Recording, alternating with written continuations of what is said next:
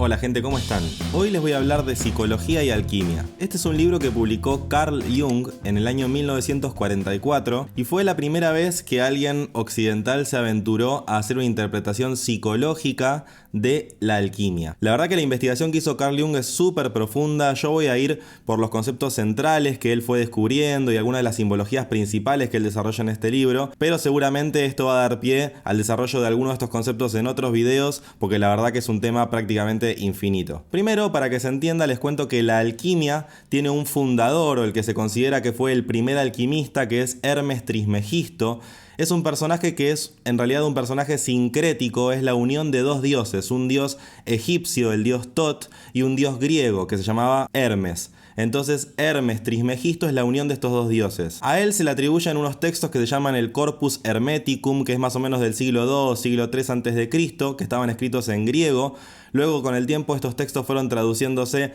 al latín y también al árabe. Esto llevó al desarrollo de la alquimia tanto en países árabes como en distintos lugares de Europa. De estos textos, con el paso del tiempo, uno de los más conocidos es la Tabla Esmeralda, de la cual deriva un texto que es aún más conocido en Occidente, que es el Kybalión, que da ciertas leyes acerca de cómo funciona la naturaleza, tanto la naturaleza a nivel lo que está alrededor nuestro como la naturaleza psíquica, la unión entre lo externo y lo interno. A rasgos generales se suele describir a la alquimia como un precursor de la química, de la metalurgia, inclusive de la investigación de fenómenos físicos y la investigación acerca de cómo funcionan los distintos materiales de la naturaleza. El primer gran alquimista europeo se dice que fue Roger Bacon, pero en resumidas cuentas lo que se puede decir es que la alquimia resurgió en la Edad Media y el Renacimiento en Europa, y principalmente el análisis que hace Carl Jung es acerca de estos textos de alquimia que se encontraron de aquella época. La mayoría de estos textos que él investigó y que él estudió estaban en griego o algunos también en latín, y como Jung sabía hablar ambos idiomas,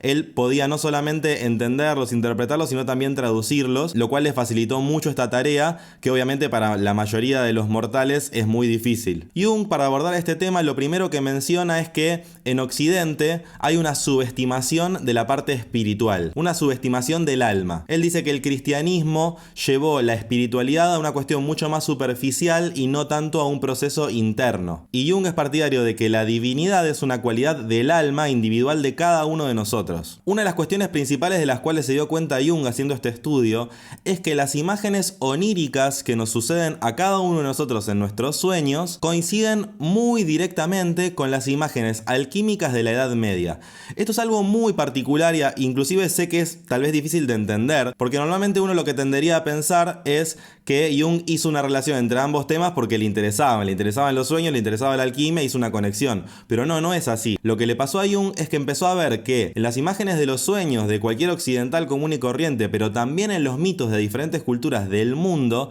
se encontraron simbologías. Él encontró simbologías, historias, mitos y diferentes cuestiones que estaban perfectamente representadas en la alquimia, en los textos de alquimia más antiguos. Entonces esto lo llevó a estudiar mucho más en profundidad del tema para comprender qué era lo que estaba encontrando, qué era lo que estaba descubriendo. Por lo pronto, originalmente en la alquimia se hablaba de un proceso de transformación. Se decía que el objetivo principal de la alquimia era transmutar el plomo en oro, o los metales, digámoslo así, densos, más cotidianos, en un metal muchísimo más refinado, por ejemplo el oro. Pero originalmente esto se decía que era tanto un proceso físico como un proceso interno, un proceso psíquico, es decir, un desarrollo espiritual de la persona. A punto tal esto es así que muchas veces se mencionan en textos de alquimia que el alquimista no puede transformar el plomo en oro si no hizo ese proceso en él mismo, si él no se refinó lo suficiente en sí mismo como para poder generar eso en la materia. Entonces, en resumen, se podría decir que el proceso alquímico es una representación de un proceso psíquico. También vale mencionar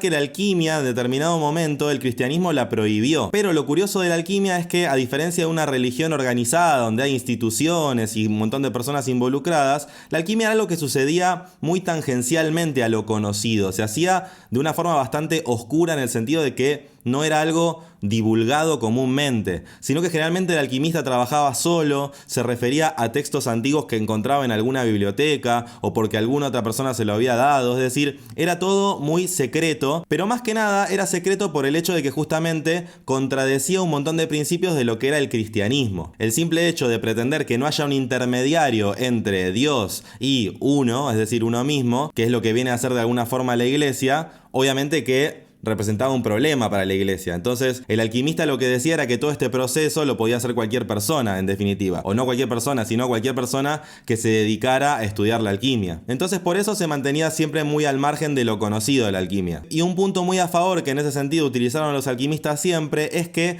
la gran mayoría de sus escritos y de sus dibujos eran totalmente encriptados, a punto tal de que cualquier persona que ve los dibujos no llega a siquiera darse cuenta o a pensar que detrás de eso hay una enseñanza tan profunda. Entonces esas simbologías que muchas veces inclusive parecen rarísimas o hasta infantiles en su forma de ser dibujadas, justamente era lo que se hacía a propósito para de alguna forma engañar al que no supiera acerca de estas cuestiones, entonces al verlo ni se daban cuenta de qué se trataba. Pero para el ojo entrenado, en ese tipo de imágenes, ese tipo de explicaciones eran totalmente simbólicas y representaban cuestiones muy profundas. Lo más importante en este sentido es que la alquimia va muchísimo más allá de procesos químicos. Si bien los incluye, lo más importante es que describe la experiencia de transitar lo inconsciente. Jung hace un trabajo muy meticuloso para mostrar que los alquimistas lo que hacían era proyectar los contenidos psíquicos a los elementos y los procesos químicos. Por eso la interacción con estos elementos, con estos símbolos, con todos estos procesos, terminaba siendo un proceso de autoconocimiento, de autodescubrimiento,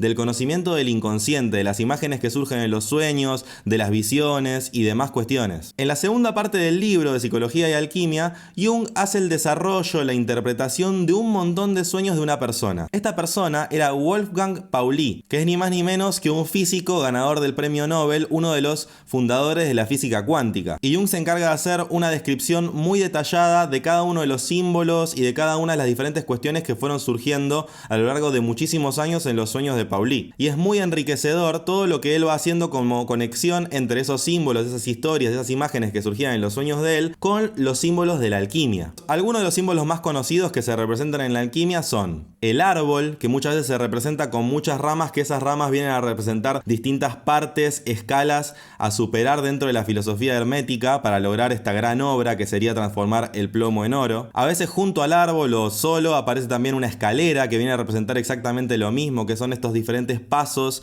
dentro de la escala de la alquimia. También se habla del huevo cósmico, que es una especie de recipiente donde está la vida, donde está el humano, pero también donde está el resultado del proceso alquímico. Muchas veces dentro de ese huevo cósmico aparece Mercurio, que Mercurio es justamente el representante de Hermes Trismegisto, pero a su vez es un elemento físico con cualidades muy particulares y que además es un elemento absolutamente central en la alquimia. Literalmente en la alquimia, cuando se habla del Mercurio, se habla de prácticamente todo lo que se les puede ocurrir. Viene a representar todos los opuestos, pero integrados en una misma cuestión: lo físico y lo espiritual, al diablo y a un salvador, a un proceso de transformación entre lo interior y lo exterior, lo inferior y lo superior. Viene a ser como una especie de reflejo de la experiencia mística en sí misma. Por ejemplo, se lo describe como agua que no moja a quien lo toca, o agua sutil. Tal es así que inclusive muchas veces dicen que el mismo Mercurio es fuego, como fuego universal, como una luz natural universal. Entonces, como les digo, viene a representar siempre la unión entre los opuestos. Es también importante tener en cuenta que el material Mercurio es un material que es absolutamente venenoso y que lo que genera en el cuerpo humano, sea por la razón que sea, tanto por el contacto con la piel o cuando se sube su temperatura y se inhalan los vapores del mercurio, o sea, por cualquier contacto que se tenga con el mercurio, siempre se generan alucinaciones tremendas y intoxicación que pueden llevar directamente a la muerte. Por eso también es bastante común que a lo largo de la historia se documentan un montón de casos, no solamente de alquimistas, sino de gente famosa de distintas áreas, de la literatura, de la música, de lo que sea, que utilizaban el mercurio, a veces se recetaba incluso el mercurio como como si fuera una especie de medicamento para curar, y lo que terminaban haciendo era que la persona se volviera loca y que tuviera unos dolores tremendos y directamente se muriera. Pero también tiene sentido que muchas veces las alucinaciones de las cuales hablan los alquimistas también hayan sido una especie de producto de la intoxicación con el mercurio, aunque no solamente se refiere a eso, porque obviamente cuando se habla de sueños o diferentes imágenes que aparecen, imágenes oníricas de las que hablan los alquimistas, no siempre se está hablando de algo que fuera producto de la intoxicación de mercurio,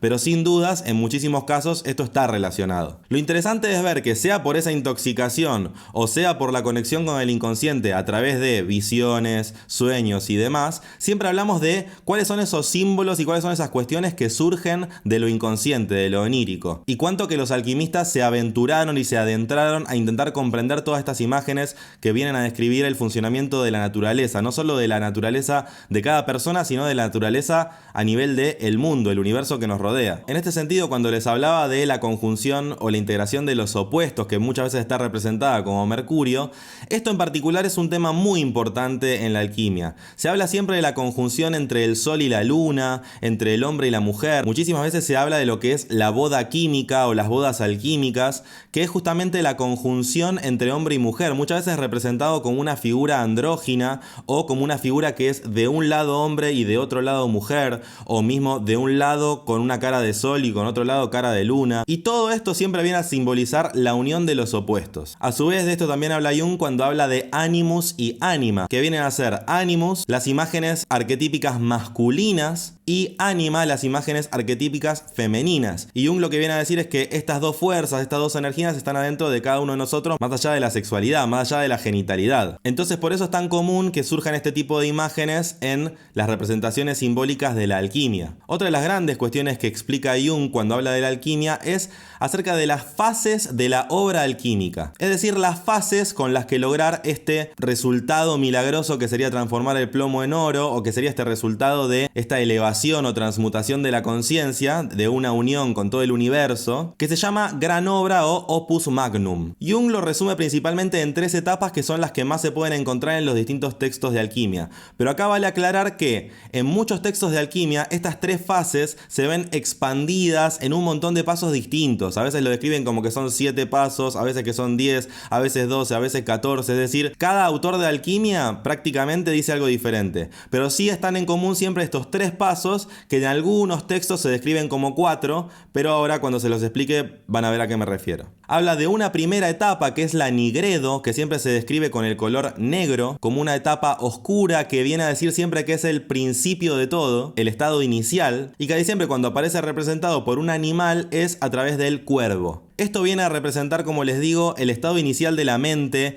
el caos, el hecho de estar oscurecido, ennegrecido y confundido. Luego viene la etapa del emblanquecimiento, que se llama albedo, que es transformar justamente todo eso negro y oscuro en algo claro, luminoso. Esto muchas veces se lo denomina como un estado lunar, porque también viene a estar representado justamente por el color de la luz de la luna y por la luna misma, y cuando se representa con un animal se representa por el cisne. Luego hay una etapa intermedia que, como les digo, a veces se menciona y a veces no, que es la etapa en donde se convierte el blanco en amarillo y se llama citrinitas. En muchos casos se relaciona el amarillo con el oro, pero por eso también a veces aparece representado con la etapa siguiente combinado con el poder del fuego, con el poder de la luz llevado a su máximo esplendor, que sería el fuego, y que se lo denomina rubedo. Y justamente al hablar de ese color del rojo, el animal que viene a representar esa etapa es el ave fénix, que justamente es un ave mítica que viene a representar todo ese poder del fuego y de la transmutación. Por eso muchas veces se lo ve indiferenciado de lo que es el oro, como ese momento en donde a través del fuego se genera esa transmutación milagrosa. Pero como les digo, la meta, el resultado de todo este proceso alquímico siempre viene a ser el opus magnum, que a veces se lo representa de otras formas, como el oro filosófico, la piedra filosofal, el elixir de la vida, la panacea. Son distintos nombres para describir siempre lo mismo, que es lo que se busca como resultado del proceso alquímico. También en muchas representaciones simbólicas que surgen de la alquimia se ve, por ejemplo, el zodíaco, que viene a representar el paso del tiempo, pero también se ve que es como un círculo, es decir que Cuando llega a un momento en particular vuelve a empezar y siempre genera ese mismo círculo. Otro símbolo muy común es el de la montaña, que viene a representar también lo sagrado. Muchas veces también en imágenes de alquimia se ponen diferentes pasos para ir subiendo esta montaña, que vienen a ser los mismos pasos que les mencionaba antes. Y también para mostrar lo que significa la totalidad, también muchas veces se muestran los 4 elementos y un quinto elemento que viene a integrar todos los elementos. Les leo un fragmento escrito por Jung de este libro. El alquimista, al intentar investigar la materia, proyectaba el inconsciente a la oscuridad de la materia para iluminarla. Esto no era un proceso deliberado, sino involuntario. Una proyección nunca se hace, sino que sencillamente ocurre. El alquimista vivía su proyección como cualidad de la materia, y lo que en realidad vivía era su propio inconsciente. Si bien es complejo lo que menciona porque habla de muchos conceptos de psicología integrados, se puede entender que lo que estamos hablando es de que todo este proceso de transmutación del que hablan los alquimistas cuando se refieren a materiales físicos, en realidad están representando procesos internos del alquimista, esos procesos para llegar a ese resultado de iluminación. Esto se combina directamente con que también muchas veces los alquimistas decían que las imágenes a las cuales ellos se referían en sus textos, en sus tratados, derivaban de los sueños. Por eso mismo es que en un momento de su texto, Jung dice: casi pareciera que nosotros mismos, junto con el inconsciente, nos dispusiéramos a seguir soñando el sueño secular de la alquimia y a acumular nuevos sinónimos en la montaña de los viejos sinónimos, para terminar por saber sobre estas cosas tanto o tan poco como los antiguos.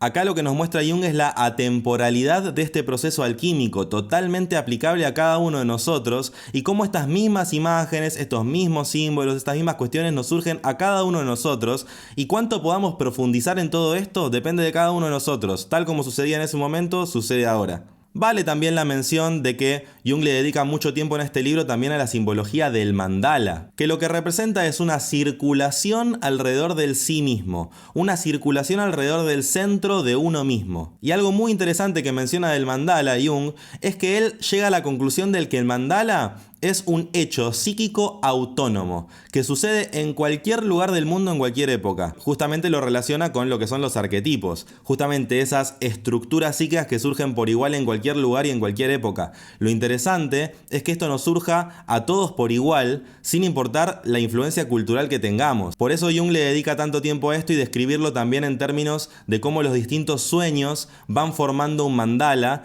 en el sentido de la historia que va generando, las imágenes que van surgiendo en el sueño, y en muchísimos casos, inclusive cuando se analizan los sueños en una continuidad temporal, como sucede en el libro, que hace esa explicación de una serie de sueños, y también va mostrando cómo los sueños van generando como una especie de rompecabezas en donde se puede vislumbrar el mandala, en donde siempre el centro es el sí mismo, el centro es la persona, el sí mismo que sueña, el ser soñante, y alrededor un montón de cuestiones que se pueden describir como esas imágenes que se dibujan en los mandalas. Jung llega a esta teoría a punto tal de decir que él no tiene la menor duda de que los mandalas que se describen y que se dibujan alrededor del mundo en las distintas culturas son producto de imágenes que surgen en los sueños, lo cual, siguiendo esta teoría, tiene mucho sentido. Jung también menciona que en la alquimia está contenido el mito del héroe, a través del hecho de que el alquimista es una persona que se adentra en las oscuridades, en los lugares más recónditos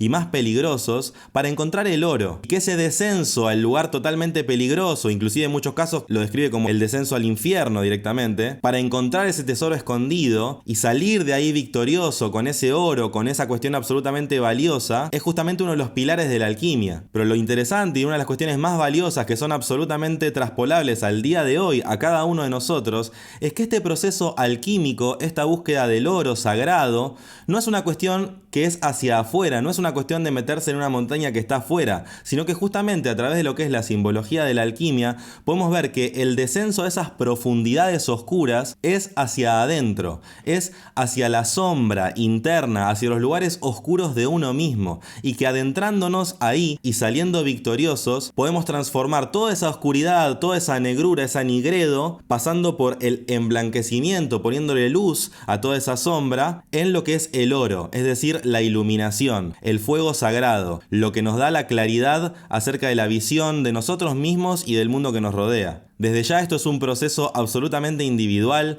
cada texto alquímico lo describe con cualidades diferentes, pero algunos de los puntos centrales son estos que les estoy mencionando en este video. Vale la aclaración de que Jung habló de la alquimia no solamente en su libro Psicología y Alquimia, sino que hizo varios libros más en donde fue describiendo distintos procesos alquímicos, con lo cual el tema no lo da por cerrado ni mucho menos. Pero sin duda Psicología y Alquimia es un compendio de algunas de las cuestiones más importantes, de los descubrimientos más importantes que hizo Jung en relación a el análisis psicológico de la alquimia. Espero que este video les haya gustado, sé que es un tema bastante complejo y que además da para profundizar en muchos de estos conceptos con más profundidad, así que los invito a que me escriban en los comentarios qué les pareció, qué les parece este tema, qué les parecieron estos diferentes conceptos que surgen de la alquimia y el análisis que hace Jung, y obviamente que los invito a que me hagan las preguntas que quieran, inclusive si les parece que alguna de estas cuestiones da para hacer un nuevo video, les pido que me lo escriban en los comentarios también, así que bueno, nos vemos en un próximo video de Salir del Laberinto.